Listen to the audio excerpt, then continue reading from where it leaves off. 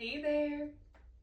Thanks for meeting me on your mats. I wanted to give you some tips today on how to better do your Chaturanga, also known as the Chaturanga Vinyasa.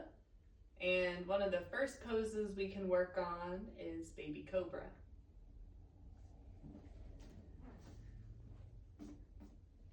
For Baby Cobra, we're typically stepping back to a plank during our sun salutations. And then from here, you'll start with the breath and lower knees, chest and chin. Coming back up, if you notice, my elbows are by my sides. Something some people find a little wonky or unfamiliar in the body, because traditional push-ups, our elbows might be going out. Working the biceps.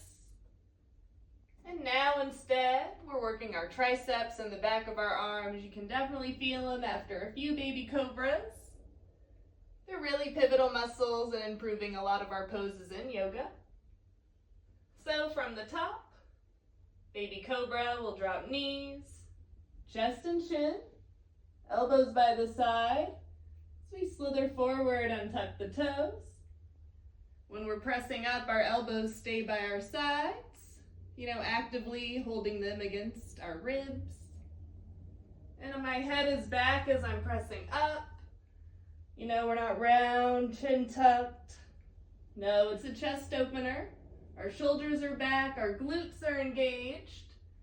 Another issue I hear people have is lower back pain in the psoas, mainly from maybe not clenching the glutes enough or clenching them too much.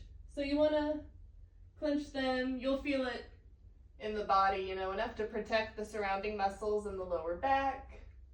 And again, elbows are still by the sides.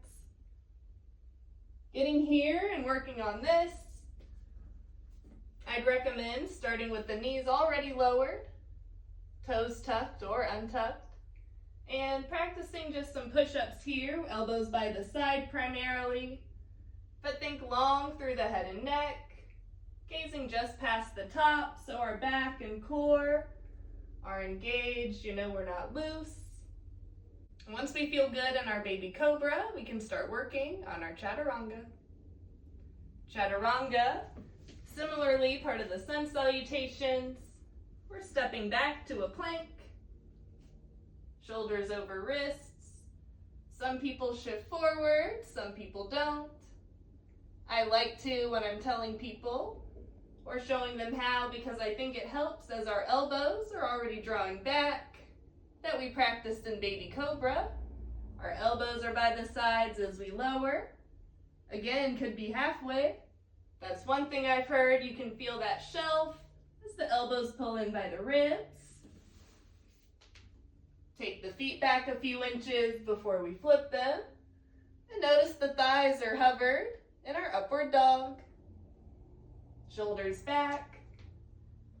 But let's take it back to that Chaturanga for a moment. Because I did say in that first example, you can lower halfway down. Or other times, I've seen people lower all the way down, but still enough room to flip the feet. And take yourself to your upward dog. Our glutes are still engaged, similar to baby cobra.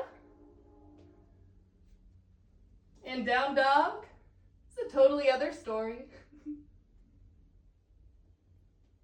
Something I would say would help to practice your Chaturanga would be lowering down as slowly as possible.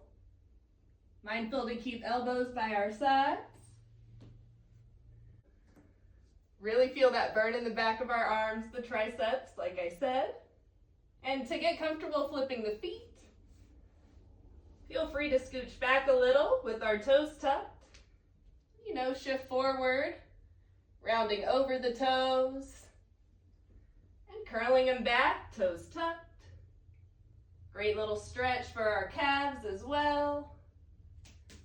And a warm up for our front and back bodies. Because flipping our feet isn't something, flipping our toes isn't something we do all that often.